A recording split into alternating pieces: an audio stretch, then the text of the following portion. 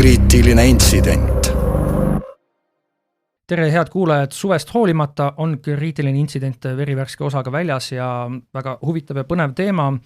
Isegi kui te peaksite kuulma nüüd seda mingit esmaskirjeldust, et kes on külaasja, millest nii-öelda jutt, siis ja kui see tekitab mõtteid, et ma ei taha kuulata, sest et pole minu teema, uskuge mind, on ja see on vägagi eestlaste teema.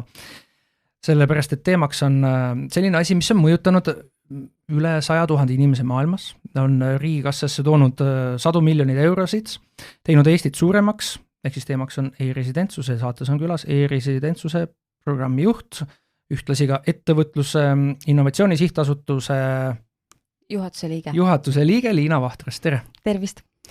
Ja ma siis ütlen nagu isu tekitajaks ära, et me räägime alustuseks e-residentsusest ja siis kuskil poole saate pealt me natukene teeme sellist muudatust, et tõesti teil kõigil kuulajatel tasub ära kuulata see saade, sest et teemaks tulevad AI isikukoodid, mis siis hakkavad ka teie all olema. Aga esmalt siis, kuidas üldiselt e-residentsusel läheb tänasel päeval?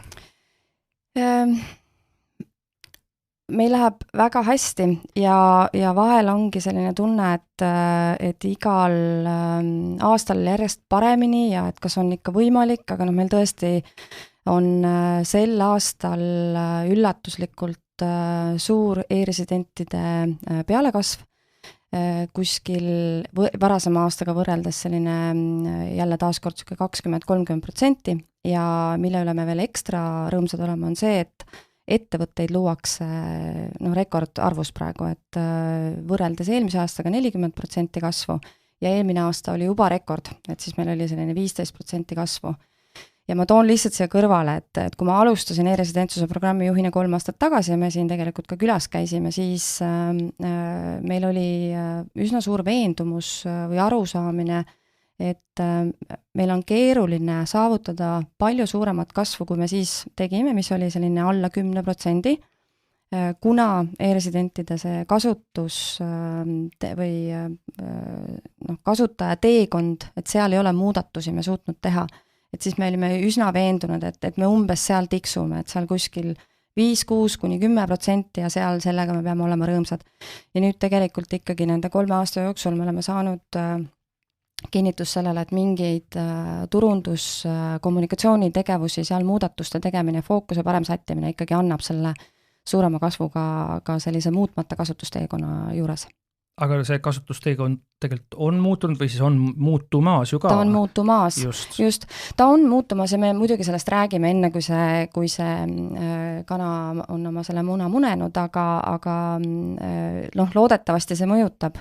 Aga ma arvan ka tegelikult, et mis me oleme muutnud siis viimaste aastate jooksul on see, et me otsime natuke suuremaid ettevõtteid, et kui e-residentsuse algusaastatel see kõnetas rohkem selliseid diginomaade, üksikettvõtjaid, et loomulikult oleme endiselt ka nende jaoks väga hea valik ja selline orgaaniline valik, aga meie äriarenduse tiimi fookus ja sellise, ütleme ka PR-sõnumite fookus on meil timmitud natuke paremini seda selliselt, et me kõnetaksime startup'e ja neid ettevõtteid, kes otsivad esimest laienemiskohta Euroopa Liidus, et siis me tuleksime kas nende konsultantide kaudu välja või kui nad teevad niisama nii-öelda desk researchi, et nad leiaksid Eesti.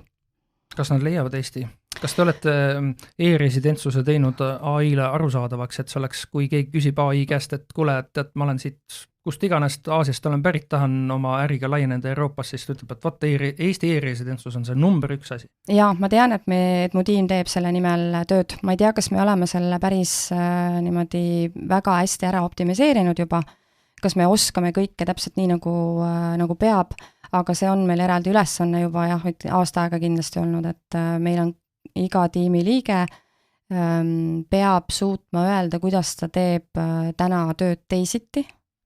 Ja ma muidugi ajan taga ka seda protsenti, aga seda on vahel keeruline teha.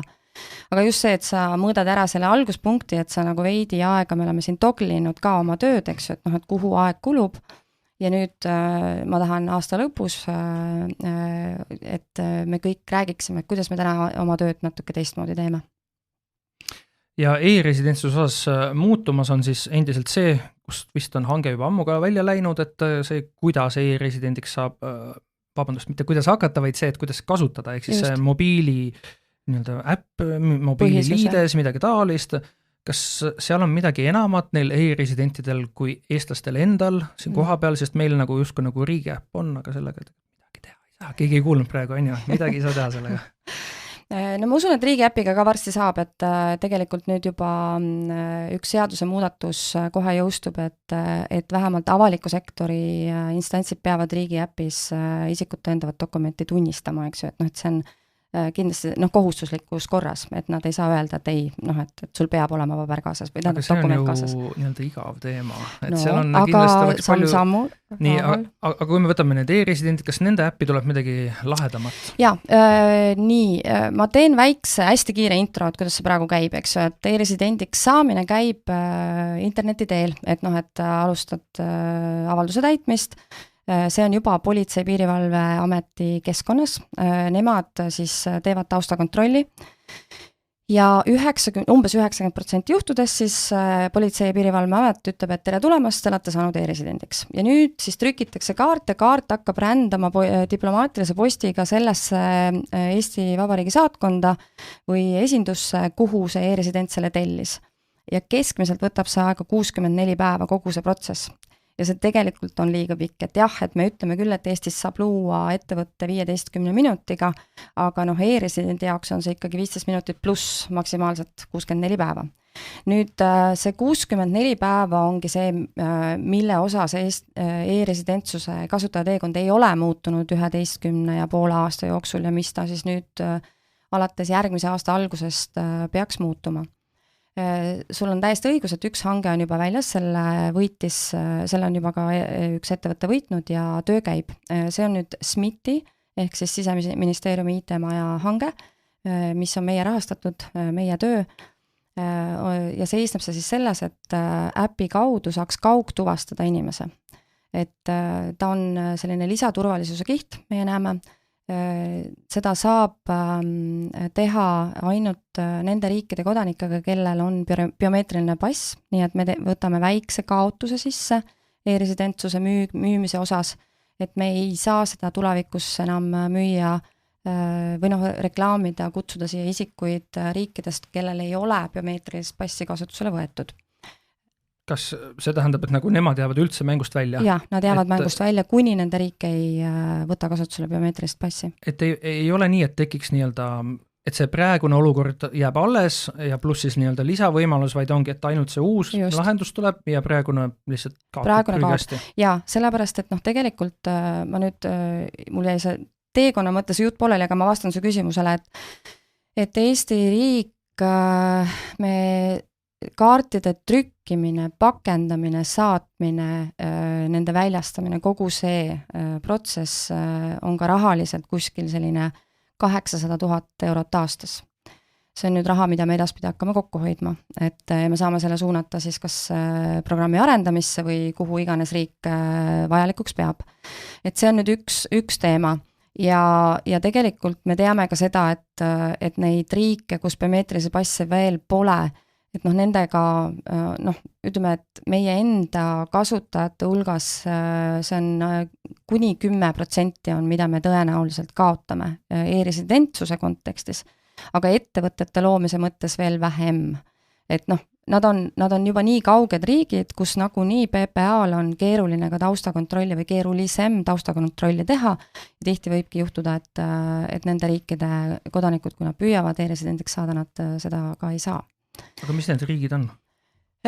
Vot seda ma nüüd peast ei tea, minu teada see on 38 riiki, ma loodan, et ma nüüd ei eksi hetkel numbriga, peaks olema kogu maailmas, kus veel ei ole biomeetrilisi passe. Näiteks üks riik, mille puhul me tegelikult oleme isegi nagu nukrad, on Sri Lanka, sest et Sri Lankalt on üks hästi kihvt e-resident meil, kes on tegelikult, kelle nii-öelda tal ei ole investeeringuid võetud, ta on ise kasvanud, ta on Sri Lanka ka selline, ta oli hiljuti veel oli alla 30 ettevõtjate hulgas nagu täielik staar. AI-põhine IT-ettevõtte, nad teevad väga kihvte lahendusi ja ta on ka Eestis võitnud RIA paar hanget. ja läbi e-residentsuse liikunud ja selle referentsi saanud tööd veel Portugali, vist Porto linnavalitsusele teevad midagi, Tšehhis teevad midagi, et noh, ütleme, et sellest on jube kahju, et me nüüd näiteks sealt järgmist alakanni Sri Lankalt me nüüd lähiajal ei saa. Aga noh, neid riike on, ütleme, kogu kompotis nagu meie enda sellises miksis alla 10%. Nii, ja kui tuleb üks hetk see, et sa saad e-residendiks hakata kuskilt oma diivani pealt ja teed selle kõik omal telefonis ära. Just, ühesõnaga, ja mul jäi see jutt pooleli, vabandan, et kui see kaart jõuab siis saatkonda, siis hetkel on siis selline nõue, et e-resident peab minema saatkonda, konsulaarametnik vaatab ta üle, kas on ikkagi tegemist selle inimesega, võtab talt sõrmejäljed ja siis annab selle kaardi, selle kiti kätte, kus on kaardilugeja peal ja nad kas siis koos aktiveerivad või see inimene saab sellega ise hakkama kodus. Et see on nüüd see, mis jääb ära. Kaardi trükkimine jääb ära, selle saatmine jääb ära ja isiku tuvastamine esinduses jääb ära. Et taotluse ja äpiga siis hõivatakse biomeetria nii näo kui sõrmejälg ja tähendab näokujutis ja sõrmejälg ja siis ka see äpp loeb siis selle biomeetrilise passilt neid andmeid, et ma ei tea, kui inimesed on teinud hiljuti Suurbritanniasse reisinud, siis nende ETA tegemiseks ka tegelikult sa laed äppi alla, maksad seal 25 pounds ja see loeb need andmed tegelikult kõik sealt passist ära. Nii et viisade taotlemisel me teame, et seda tehakse, meie teada, ma nüüd loodan jälle taaskord, et ma ei eksi, meie teada me oleme esimene riik, kes dokumentide väljastamisel seda siis kasutama hakkab. Nüüd, mida me tegime, sa küsisid ka, et kas see on ainda e-residentidele või siis kõikidele eestlastele. Kui see töötab, kui see süsteem on ilusti turvaline, töötab, me oleme rahul, siis me kirjutasime hankesse ka sellise klausli sisse, et siis saab seda laiendada ka kõikidele Eesti kodanikele, residentidele, ehk siis, kui sul saab pass läbi ja on täis tiksunud ka see aeg, et sa peaksid sõrmejälgi minema uuendama, siis sa enam ei pea minema kohale, vaid sa saad teha seda sama kaugtuvastusäppi kasutades, saab PPA sinu uuendatud sõrmejäljed kätte ja siis saab elektrooniliselt selle kõik ära teha. Ma saan aru, et teie muretsete kõige rohkem e-residentide pärast, aga natukene minu jaoks on see segadus praegu peas, et kui see e-residentide puhul on hea, turvaline, et siis võtame siin eestlastele selle kasutusele. Saan aru, küsimus valele inimesele, tegelikult eestlaste suhtes seal ei pea taustakontrolli tegema, seal ole kas või nii suur retsivist, kui sa tahad, sulle peab selle dokumendi väljastama, seal ei ole nagu mingit sellist, et me ei taha sind on ju siia eestlaseks. Ehk siis sellest vaatevinklist tegelikult oleks just hea ja turvaline eestlaste peale ära testida süsteem ja kui tehniliselt kõik see asjandus toimib, siis alles nagu hakata teistele pakkuma. Jah, no ma olen ka tuvastanud, et igasuguste selliste tehniliste arenduste puhul arendajad ja ka tellijad tahavad alustada väiksemast ja minna siis suurema peale, et alati räägitakse pilootidest, ilmselt, et kui tehakse piloot, siis valitakse välja üks partner või mingi use case, et proovime, testime, kui töötab, on hästi, saab minna laiemaks ka. Nii et meie ise leidsime, et kirjutame selle siia hankesse sisse, et me ei piiritle seda ära ainult e-residentidega, et kui on hea asi, et siis me oleme jälle hädas, et me ei tohi seda, me justkui nagu ei tohi seda kasutusele võtta teiste jaoks ka. Et mina tean küll, et PPA on seda tegelikult oodanud, et neil see võimalus tekiks, alternatiiv oleks lisaks ka sellisele inimtuvastamise aspektile ja endiselt, et ka e-residentide puhul, et juhul kui peaks tekkima, ma ei tea, neil kahtlus või kõhklus, siis tegelikult PPA-l jääb alles see õigus öelda, et teate, me soovime, et lisaks sellele kaugtuvastamisele käiksite siiski ka endale kõige lähemas saatkonnas ära, et me tahame, et seal ka veel inimene vaataks teid üle, nii et nagu turvalisuse mõttes on see nagu väga hea süsteem. Aga jah, et seetõttu ma ütlesin, et kui see kõik töötab, et kui see piloot õnnestub, kui PPA on rahul ja vahel võib ju ka nii olla, et näiteks, et me ei ole rahul ja me teeme siis arendusi veel, ja siis saab paremaks, on ju, et ma julgesin välja reklaamida, et 2028, 1. jaanuar saame kõik anda oma sõrmejäljed Politsei- ja Piirivalveametile läbi selle meie äpi. Seetõttu. taustakontrolli osas ega siis midagi ei juhtu, et see jääb endiselt nii, nagu PPA heaks arvab või mitte ja võib vastata? Ja ma siin noogutan podcastis, noogutan, et just et taustakontroll jääb sama põhjalikuks, et siin me järeleandmisi ei tee. Nüüd, mille peale me oleme natukene mõelnud, on see, et meil e-residentsuse kontekstis on seal tööl päris mitu menetlejat. Ja kui me saame nüüd selle kasvu sealt kuskilt nurga tagant välja, siis võib olla nii, et me peame hakkama siiski mingisuguseid arendusi või ütleme selliseid automatiseeritud protsessi mudeleid välja mõtlema. Lihtsalt sellepärast, et me ei saa lõputult jääda palkama menetlejaid, et juhul, kui see kasv läheb tõesti suureks, eks ju. Aga need on kõik oletused. Ja ja veel seesama selle teekonna lühendamise osas, et meil on üks magistritöö, mis ütleb, et seal on selline siis põhjusseos tagajärg selles, et mida kiiremini e-resident saab tegutsevaks või selline operational, minu eesti-inglise segukeel, et siis seda suurema tõenäosusega ta loob ettevõtte. Et meil on see uurimustöö on olemas ja selle põhjal ja ütleme see, kuidas me nende käitumist näinud oleme, siis me oleme arvutanud, et iga see üks lühendatud päev tähendab Eestile 20 uut ettevõtet aastas. Et eelmisel aastal loodi e-residentide poolt üle 5500 ettevõtte. Nüüd see kasv, see esimese 5 kuu kasv on olnud, nagu ma ütlesin, 40%. Et sel aastal kindlasti see arv saab olema suurem. Et juba praegu peaaegu me oleme selle peal, kus me eelmine aasta terve aasta tegime. Nii et seda me peame ilmselt natukene nüüd vaatama järgmise sammuna, et kui me selle kaugtuvastuse teeme ära ja ka veel kaardivabaduse, mille osas tegelikult veel hanget väljas ei ole.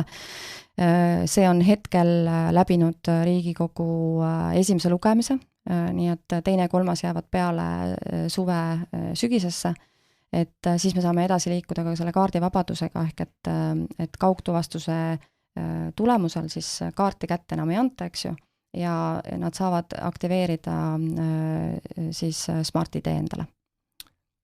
Kujutame ette, me oleme tulevikus, kõik vajalikud muudatused on ära tehtud ja seadused ja äpid ja kõik asjad on olemas. Praegu me rääksime, oli 64 päeva ja oli see. No see on see keskmine jah. Mõnel võib minna veelgi kauem, aga mõnel ka kiiremini. Nii, aga mis see prognoos näitab, et kui kiireks ta siis läheb, kas me räägime, me ei räägi minutitest ikkagi, kuna see taustakontroll on ja me ei räägi ka paaris päevast, vaid me räägime...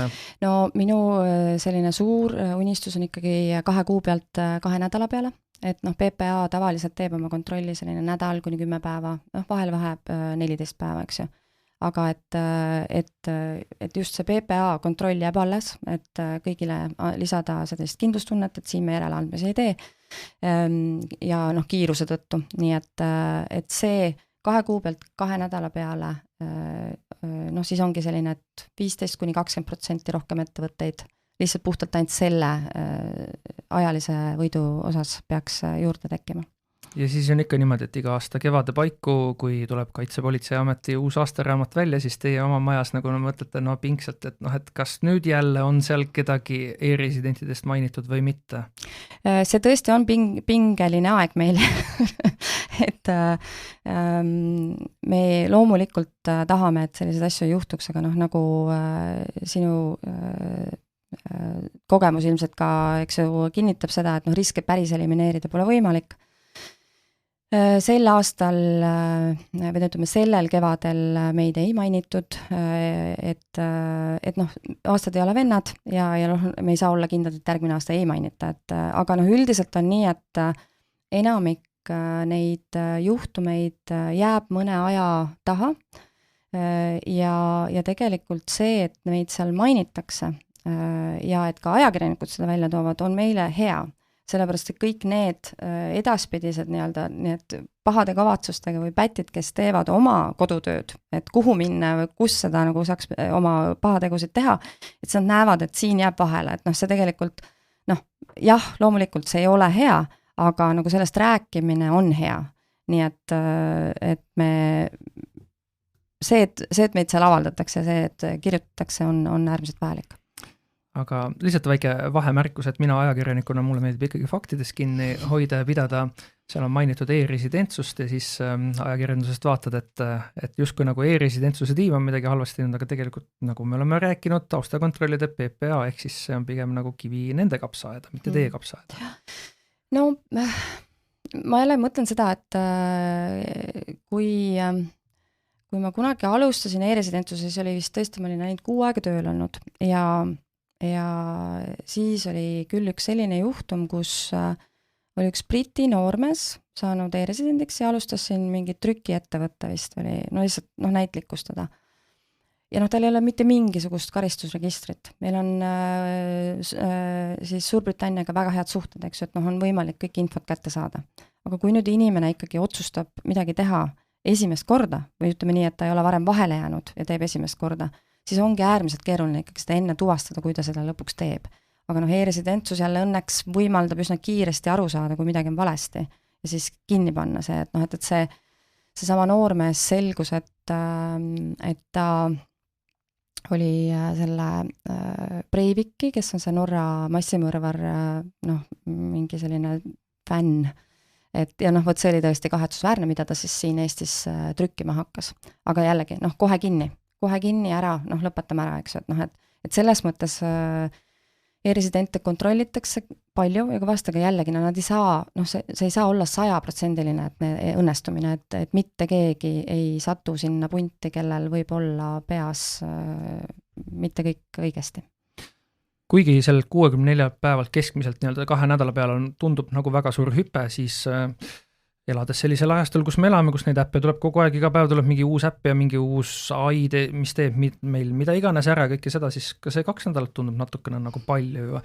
Kas teil on juba välja mõeldud ka see plaan, et kuidas ta annaks selle eduelamuse justkui nagu juba kätte, et ütleb, et kuule jaa, sul on taotlus on tehtud, seal kõik on töös, me korra nagu tšekime su tausta, et kas sa oled ikkagi nagu puhas poiss või mitte, aga et ta saaks nagu mingi see aimduse, et nüüd 2 nädala pärast, et ma pean ikkagi see tagasi tulema, et see, mis ma siit võiks saada, et see on nagu tõesti nüüd nii suur. Jaa, see on meil tegelikult täna juba lahendatud. Meil on aasta ja natuke peale 1,5 aastat on selline iseteeninduskeskkond, kus me teeme just täpselt seda. Vali juba nimi välja, hakkasin juba vaata meie neid MTAK-koode, ühesõnaga, et ta nagu suunab juba sinna äriregistrisse või ütleme, et annab sellist eelinfot, et kuidas mis teha, siis saab jälgida, kus protsessis parasjagu tema see taotluse kas ta on läbivaatamisel, kaarton trükkimisel, nüüd rändab sinu poole. Et me ikkagi seda teeme. Need numbrid, ühesõnaga need, keda me sinna iseteeninduskeskkonda saame, nemad kasutavad hästi aktiivselt. Ja on näha, et nad käivad ja vaatavad ja niimoodi, eks ju. Aga lihtsalt me peame seda numbrit suuremaks saama.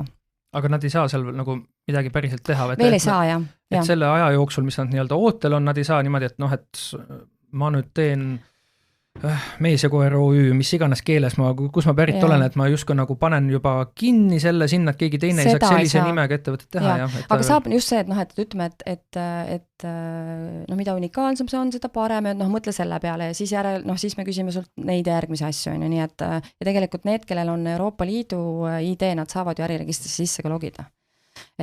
Või siis, et siin on teenusepakkujad sulle juba näed, et nemad pakuvad seda tüüpi teenust, mine käi ja brausi vaata, et seda me teeme. Aga me kindlasti võiksime seda veel paremini teha, nii et kasvuruumi on. Kasvuruumi on ja nüüd te peate hakkama veel mingi ühe lisaasjaga tegelema, nüüd toimubki see muudatus meile saates, et tõesti, kui e-residentsus ei olnud see mingil põhjusel, oled eestlane, ega ta sind igapäevaselt niimoodi ei mõjuta, siis kui sa just ei ole ettevõtja ja sinu siis äripartner ei ole e-residente, AI isikukood, kogu see teema, tuleb välja, et see tuleb ka nüüd siis e-residentsuse lauale. Kuidas see niimoodi juhtus nüüd? No Eesti AI algatus on äärmiselt innovatiivne, äärmiselt selline ägedad mõtted, aga nende tiim on tegelikult päris väike. Ja ütleme, see konkreetne teema on nüüd lisandunult sellele, mida nad avaldasid siin kevadel, eks ju, et 15 erinevat algatust. et kui sinna nendele 15-legi peale pilk visata, siis on näha, et päris mitmeid tegelikult teevad teised kas rakendusüksused, eks ju, et seal on näiteks ka AI voucher, on ju, mis on ka ettevõtluse innovatsiooni sihtasutuse vedada sisuliselt. Nii et see, et seda nagu arendab keegi teine või viib ellu, on hästi tavaline tegelikult, et see algatuse mõte on sealt kogust, eks ju, ja nende nõukogu eelmisel nädalal toimunud koosolekul tõesti siis tekkis selline mandaat ja toetus selle elluviimiseks ja et ta liigub meile, osaliselt ka seetõttu, et meil on hästi mehitatud tiim ja meil on sellised, meil on kõike, eks ju, meie tiimis, et on sellised tootejuhtimise kogemusega inimesi, ütleme, projekti läbiviimise kogemusega inimesi ja me oskame ka turundada ja müüa, nii et selles mõttes meil see suutlikkus on tugev ja me saame niimoodi kiiresti liikuda, et nii nagu ta kunagi oli, et governmental startup, et siis me katsume seda mentaliteeti hoida. Ja see hea tiim, kas ta peab hakkama nüüd sama palga eest tegema topelttööd, et saavad veel teise olulise teema enda lauale? No põhimõtteliselt küll. ei, ma natuke teen nalja, et me saame, meil on sellist paindlikkust, et me saame natukene ümber mängida, kuhu me oma fookuse paneme, eks ju.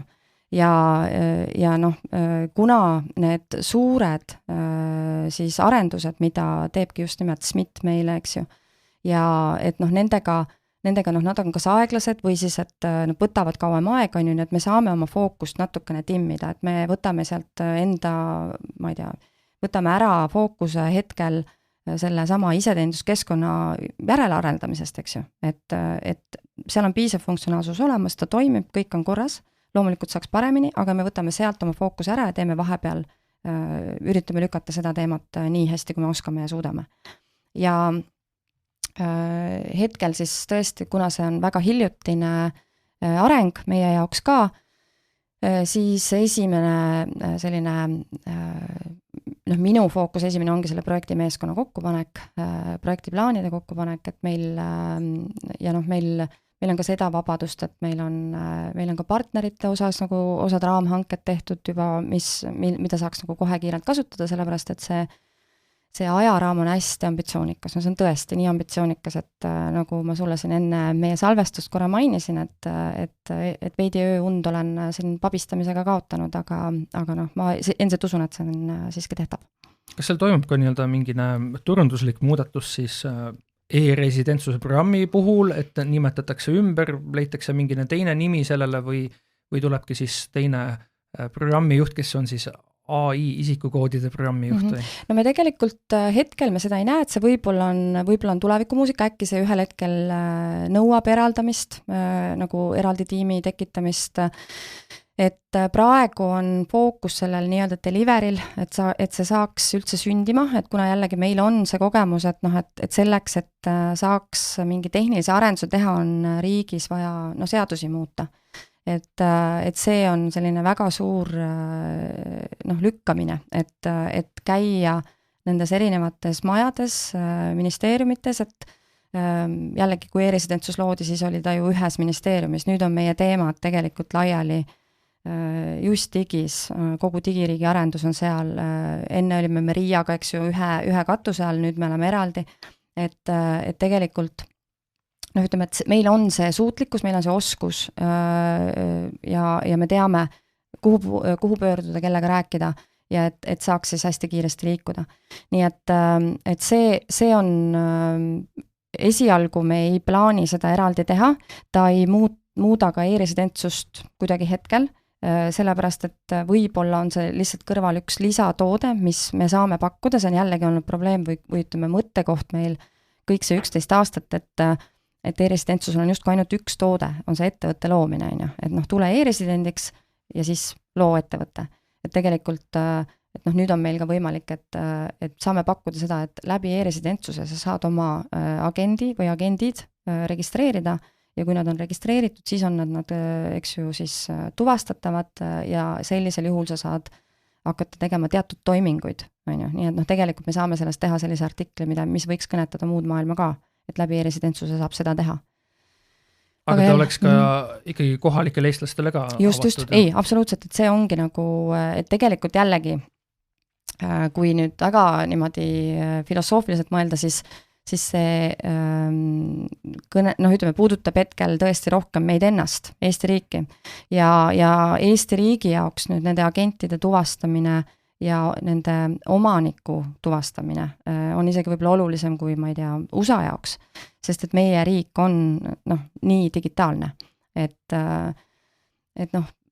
aga kuidas see teema üldse teie lauale tuli, sest et ma nii-öelda kronoloogilises järjekorras milles oli üks neljapäevane päev, kus IT-kurud tulid välja ühe sellise vahva arvamusega, ajakirjandus kajastas seda, siis mõni aeg hiljem lugesime, see vist tegelikult oli kronoloogiliselt niimoodi, et just oli Eesti AI nõukogu oli ja siis seal nagu arutati, et ja vinge, teeme ja siis tuligi IT-kurd oma looga, ütlesid, et kuulge jah, et teeme nüüd ja siis pärast seda tuldi teie juurde öelda, et kuulge, et aga teie tehke ära nüüd. Jaa, no tegelikult on veidi eeltööd on siin käinud varem ka, et eelmise aasta alguses, kui Luukas Ilves avaldas oma mõttepaberi, seal on see teemana mainitud, sellest tegelikult, ma tean, et umbes Visa ja Mastercard, nad üritavad sama asja teha, et kuidas tuvastada või kuidas linkida agent omaniku külge, eks ju.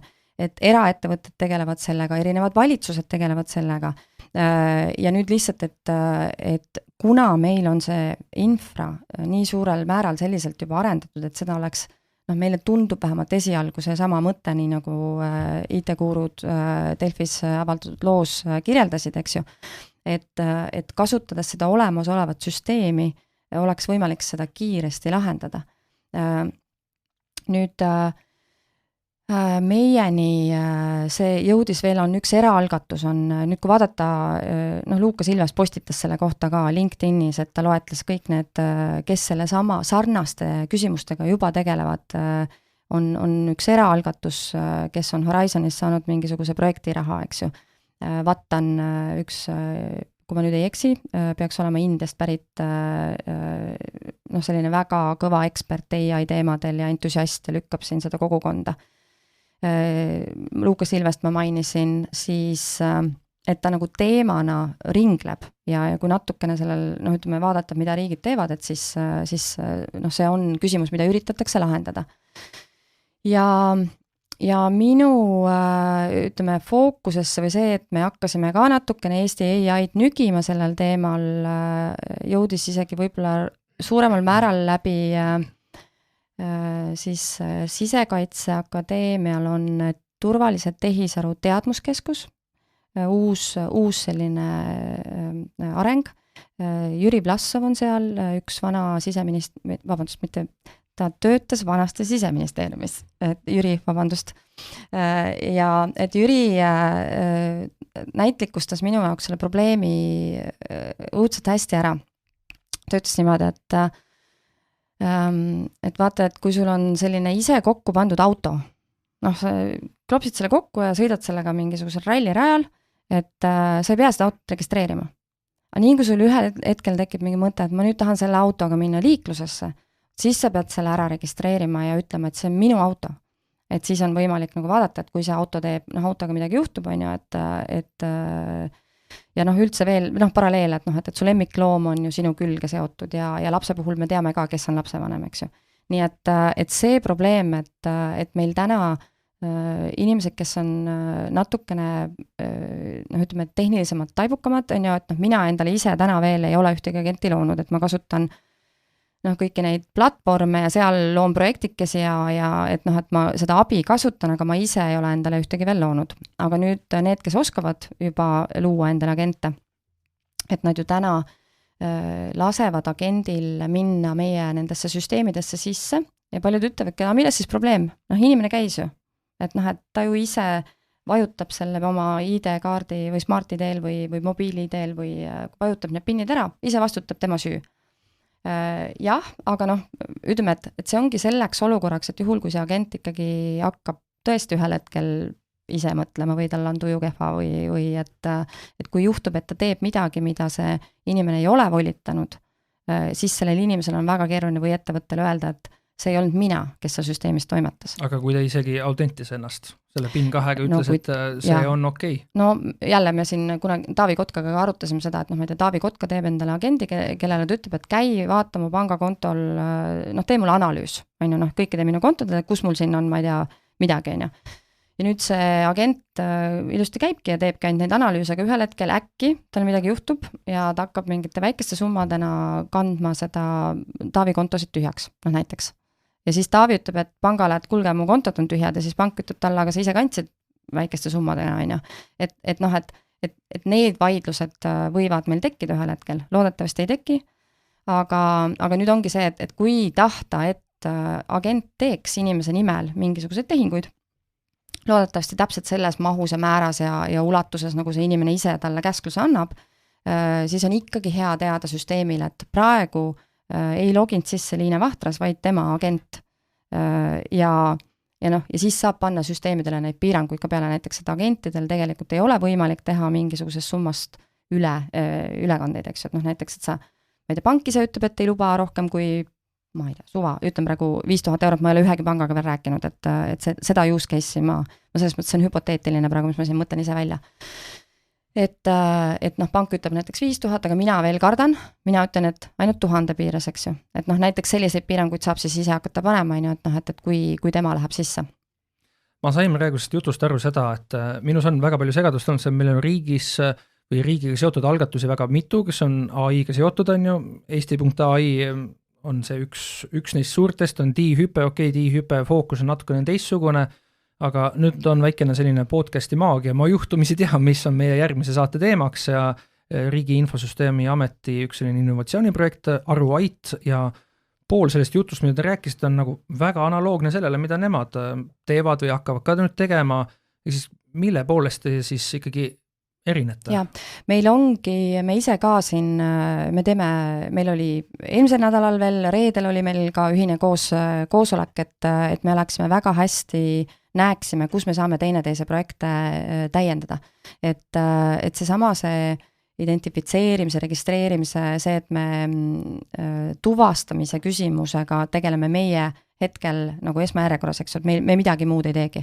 Et see üldse oleks võimalik ja siis ka hinnastamine tegelikult, et kui palju see maksab, et sa saad endale registreerida sellise agendi, kes tohib süsteemides käia ja toimetada. Nii et see on meil Aruaida tiimiga, me täpselt peamegi paika loksutama. Nende selline ajaraam on natuke pikem samm, et nad saavad rahulikumalt toimetada ja analüüsida ja nendel ongi minu teada ka selline piloot on, eks ju, ühe teatud asutusega, eks. Nii et ma tõesti tahaksin siin näidata sellist väga eeskujulikku kahe asutuse vahelist koostööd, ja mitte ainult kahe, et need on neid, kes meile teemasse veel külge lingivad, on palju. SMIT-iga oleme juba rääkinud, seal üks arhitekt juba asus nagu vaatama, et kuidas nendega on ühildumine, et nii kui registrite kallal lähed, Siseministeerium, rahvastikuregister, justiitsdigi, kõik EIDAS-e teemad, see ring on päris suur, et seda ma olen küll teinud ühe konferentsi lehe, kus mul kõik stakeholderid on ära mäpitud, loodetavasti olen ka et kedagi välja pole jätnud, nii et jällegi, ma ilmselt saan sulle vastata konkreetsemalt sellele küsimusele, ma pakun, et 6 kuu pärast. Kas siis oleks ka selle 6 kuu jooksul on pandud paika seesama SMIT, mis sai näiteks toodud, et nemad ütlevad, et mis on need okeid asjad, mida see agent võib tulla tegema ja mis on need, kus ta ei tohiks tulla. Ja. Ma toon näite, sest et SMIT-i hallata on see rahvastikuregister, kust juhtumisi 3 väga suurt asja, sa saad isadust võtta omaks, sa saad abielluda ja lahutada. Mitte abielluda lahutada, vaid seda protsessi algatada. Ja. Ehk siis teoreetiliselt me ei tea, me ei ole SMIT-ist, me ei räägi SMIT-i nimel, kõike seda, selle 6 kuu jooksul SMIT nagu paneb paika, otsustab ära seal, et kas ühte neist 3 see agent võib teha või ei või teha? Just. Ma arvan küll, et see kõik on selline detail, ongi kõik see peitub selles detailis lõpuks, et meile täna tundub, et jube lihtne, mis see siis ära ei ole, et anname neile 9-ga algavad isikukoodid, ja proovime järele, et nüüd me alles alustame selle analüüsiga, et mida on mõistlik teha, mida on tark teha. ja just nagu sa ütlesid, et siis SMIT saab meile ka öelda, et mis meil on siin meie klappide tagant nagu, kuhu me ei näe. Et õnneks meil on nendega väga hea koostöökogemus ja et me ei pea seda nullist alustama. Et isiklikult praegu ühtegi agenti ei ole loonud, kas teil on plaanis võtta mõnest Eesti AI töötoast osa, et mõni agent valmis ehitada? Mul on plaanis teha järgmise paari nädala jooksul endale selgeks vibe code'imine ja kuulajad ei näe, aga minuga koos on üks praktikant, mul väga tore ja tark neiu, kellega koos ma plaanin seda teha. Nii et see on minu 2 nädala plaan, on siiski endale üks agent ära teha. Kas te leidsite üheskoos mingi sellise ühe suure mure, probleemi, mis teie isiklikku elu kuidagi mõjutab ja selle vibe koodimise kaudu saaks selle ära lahendada? Jaa, minu kõige suurem probleem on see, et ma ei saa oma ajakasutusega nagu super hästi hakkama, nii et ma tahan teha sellist päris juhi abilist.